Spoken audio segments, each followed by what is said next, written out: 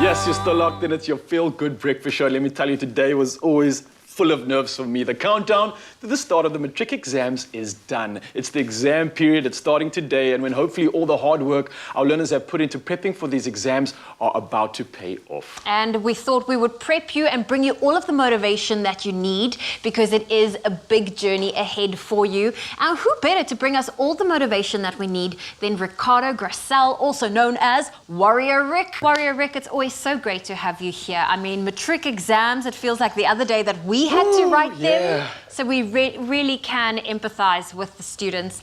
But it is too late to start studying. There was a lot of prep that was involved. But what words of encouragement can you give someone that's feeling a little bit stressed? Well, it's never too late to continue to do your revisions and to review. They may have had their first exam, but there's still many more exams to come. So I think the most important thing is to make sure you find peace. This whole thing about the pursuit of happiness, I think, is overrated. Everyone wants to pursue these extreme pleasures and happiness. It's about the pursuit of peace. So you need to find your balance of study time, investment, and reward. Make sure that you give yourself some reward after you've taken 1, 2, even 3 hours worth of studying. Knowing that these exams are long, some are 1, 2, even 3 hours, that you need to make sure that you're calm and you're relaxed. So the best advice I can give them, especially at this point, is to just be calm. It's gonna be okay. All right, so speaking of calm, let me imagine then that some no-nos would definitely not be cramming the night before and staying up late till 3 in the morning. You've been there. So don't do anything I did, basically. Or maybe for people that are looking for inspiration, I'm clearly the no-nos. What are some of the others that we should stay away from getting involved in? Well, I think that's the main one, isn't it? Because you start asking silly questions just before the exam. You start asking your friend, what do you think and how? No, study groups are done. Yeah. You've done your revision. You've hopefully spent some time with some after-school classes, and even on the weekends, schools many times will offer some additional learnings and some insights. Now you just have to recognize that it's really about you. It's no longer about the subject. It's no longer about the school. It's not even about Matric pass. It's about you being extraordinary, because passing is not good enough. But I think we focus on lowering that level, and we say, I just need to pass. Rather shoot for the stars and settle for the moon. So a big no-no would be to just get over the hump. A real yes would be, let me shoot for the stars, and guess what? I can settle for 70 or even 80%. And where were you when I was studying? Come on. Warrior Rick, you know what? I'm someone that I dread exams. I dread examinations and tests and that big pressure. Do you think there is too much weight placed on exams? It's a good question. I mean, I think, life is an exam, right? So everything is a test. There's a reason for it. Schools and teachers and obviously districts need to look at what sort of weight they put on certain exams, especially talking about the exams leading up to the end of the year. Obviously, participation counts. Obviously, how you engage with teachers and other learners should count. Community service, in my opinion, should also count as well. But when it comes to the Matric exam, it's really all or nothing, because that's now you're being promoted beyond your high school years. So is there too much weight put on it? I think the individual might put too much weight on him or herself, parents perhaps as well, and even teachers. I think it's important to recognize who you are and who you are as part of your educational development. And when you realize that, you realize, well, maybe I'm not going to be a mathematician or an Afrikaans teacher, but this is part of my process of self-discipline, self-respect, and being someone who can be part of society in Ubuntu, who can actually make a difference. And I think when you do that, you realize pressure's off. This is only a test. It's only temporary, and I'm not going to have heart palpitations and not sleep at night, even as a grown man. I like that, man. I like the way you have this perspective on it, because I literally felt the polar opposite.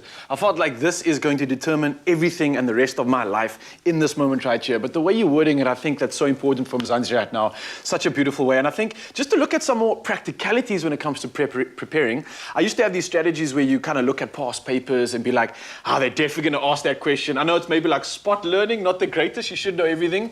But I mean, they do help, right? I mean, surely there's a strategy between going through these past papers and past results, yeah? 100%. It's to familiarize yourself with the unknown. The thing that we're most afraid of is uncertainty. That's what we've been experiencing during the global pandemic, is that we don't know what's coming next. Although what is coming next is coming very soon, I think is extraordinary. And I think what our learners need to recognize is that when you familiarize yourself with what's happened last year and the year before, you begin to see a pattern. There's a way to ask questions. There's a way that things get worded. The teacher's not trying to trick you. You get what I'm saying? Are you sure? Well, If you didn't study, it They would feel shouldn't like be. they're trying to trick you. They shouldn't be. But there's a formula, isn't it? There's a way of answering questions, but you wouldn't know that if you don't know the formula. So I always recommend that learners, when they're taking exams, especially their matric exam, is get the easy stuff done first. If you know it, go right in there and don't second guess yourself. That's why you need to be at peace, so you don't second guess yourself and start double backing on your answer. Then when you get to the harder stuff, you're more relaxed because you've already answered maybe 50, maybe 60% of the paper. You're in the zone, You're in the zone, and now you get that momentum going so that you can actually do it. And if you have to go back to questions, at least you can check the time. You're just more relaxed. But get the easy stuff done first, and then the harder stuff will be more easily handled in the challenging ways of exams. And these are things you get to learn and experience and take with you for the rest of your life. Don't go anywhere, because Warrior Rick's not going anywhere. He's got more wisdom and inspiration to share with you. It's my feel-good breakfast show. Well, we are back on the couch with Warrior Rick. I mean, he is such an inspiration and a fantastic motivational speaker. And we are here to, of course, give our matriculants and anyone really writing exams that kickstart and a bit of hope that they need as they tackle something momentous. So, Warrior Rick, it's always so great to have you here. Thanks so much, Zoe. Great to be here, and glad that we can help together the learners to get over this huge hump, eh? Yeah, it's a huge one, man. And I think it's bigger when you feel like you're on your own, like the world's just against me, I've got no support. How important is a support structure? And especially like our parents that can either come down on us and just add to the pressure, or maybe they can be a positive force. How important is that exactly, man? Support structure is everything. And during these last 18 to 20 months now, parents have had it tough, and they've experienced lots of lack and lots of loss. So they also are going through their own challenges, and they also have the stress. So whether it's parents or a big brother or a study partner, I tell the youth all the time is that it may not be your best friend that you want to engage with in terms of preparing for exams, that you want to speak to the person who aced the math exam, not your best friend who might have failed last term, right? But we often, because of popularity and because of familiarity, we oftentimes just go with what we know. We got to get comfortable with the uncomfortable. That means that it might be the geek or the nerd, but say, hey, man, can you give me 30 minutes, an hour? I just want to go through some of this with you so that I can be better. It's about hanging out with people who are smarter than you, people who actually have your best interests at heart. That should be your family structure, but it should also be those folks who have been doing very well in school up to this point. You know what? I have to confess, and to this day, I'm still guilty of it, but I'm queen of procrastination. And I'm pretty sure during exams, I think that was the time my room was the tidiest, because I'd rather clean and do everything but study. What can you give to help, especially the learners, help curb procrastination? Put the phone aside, right? Not on silent, but off. Because it's buzzing in their pockets constantly. And whether it's changing status or profile pics, or even you might think you're scrolling for information on the exam, it's not going to help you. What's going to help for you is to get focused and to concentrate. So you've got to remove the distractions, give yourself that investment reward balance. So I'm going to study for 2 hours, and then I'm going to give myself a chocolate chip cookie. And that's my 15 minutes break before I go back and dive in again. So it's getting that investment reward balance, finding a comfortable place where you know it's quiet and you can work. If you study with music, then play your music, play your favorite song. If there's a particular place you like to study, then that's what it should be. Lying down on your bed and getting too comfortable, probably not a good idea. To avoid the procrastination, you're gonna have to get comfortable with the uncomfortable, like we talked about, and make sure that you give yourself that investment so you can enjoy the reward that you've set up for yourself. I like that. I love it, man. Now let's talk about D-Day today. For many, they're writing the exam, and obviously many exams are coming up a little bit later. On the day, how do you calm your nerves? How do you deal with that pressure? What are some tactics you might have just to kind of get in the right headspace to actually slay that exam? Well, hopefully they've been doing this as they've led up to it, because you don't want to just come with that Hail Mary prayer, right? But they should be praying, they should be meditating, right?